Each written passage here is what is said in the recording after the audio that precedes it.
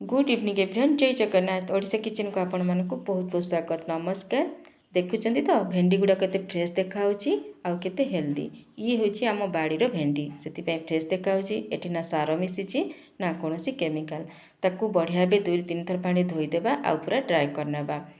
एवं ताको एमती लंबा साइज रे काटी नेबा। आपन जदि आउ लंबा दरकार ताले टिके लंबा भी रखिपारे। भेंडी कटा तो हो गला, मसला रेडी करवा। पियाज, अदा, रसुण, सुखिला लंका, टमाटो को नहीं जावा। एवं पैन रे देवा सरिष तेल, जो पियाज, अदा, रसुण, सुखिला लंका, टमाटो काटी देदेवा। हल्का टिके भाजीदेवा। एवं देवा से 8 ରୁ 10ଟା काजू। काजू देले आम जो ग्रेवी हे भेंडी रे बहुत बढ़िया टेस्ट लगी थाए। तो काजू देवे बहुत बढ़िया टेस्ट आसीबो।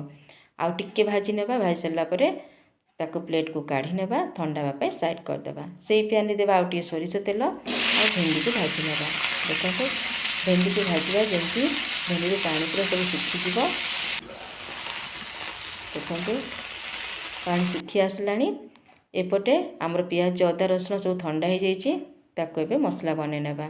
अल्प टिके पानी देदेबा आ पूरा फाइन की बाटी नेबा। देखो पूरा फाइन की बाटी जाइए। एपटे भेंडी भी आमर रेडी हो गला। ताकू एबे प्लेट को काढ़ी नेबा।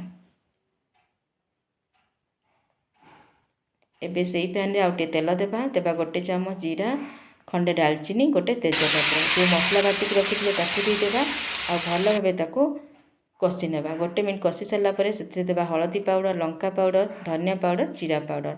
आउ टिके ताकू भल भावे मिसी नेबा। मसला गुड़ाक पूरा ड्राए अच्छी से सांगे सांगे पानी देबे। आउ टिके पानी देकी भल भावे गोली नेबा। देखो एबे ताकू कभर करी कषि नेबा। देखो मसला कषि आसला। भल भाव कषि आउ टिके कषि हेबो। एबे एठी मु नेइची 2 चामच दही। दही को एमती भल भाव फेंटी देबा। आ एई समय गैस रो फ्लेम को पूरा लो कर देबे। तापरे दही को देबे। मसला सहित भल भाव दही को मिसै नेबा। लगातार घांटुथे, बिल्कुल भी छाड़ीबेनी, न छेना हो जिवो। देखो एमती घांटी सारा पर पुणी आउ थे कभर कर देबा। देखो पूरा बढ़िया मसला आमर कषि हो जाइए। तेल भी ऊपर को उठी आसी। एबे दे देबा आमर भेंडी, जो भेंडी भाजिक रखिले ताकू दे देबा। आ भल भावे मसला सहित गोली नेबा।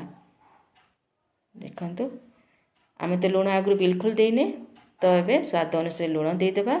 आउ थे भल भावे मसला भेंडी को मिसै नेबा। एबे टिके पानी दे देबा। भल भावे गला गली करके ताकू कभर करके 10 मिनट पे कुक करवा। देखो 10 मिनट पर मैं देखौची ऑलमोस्ट हो आसला। एबे 1 बड़ पियाज एमती बड़ बड़ साइज रे पाखुड़ा करके ताकू दे देबा।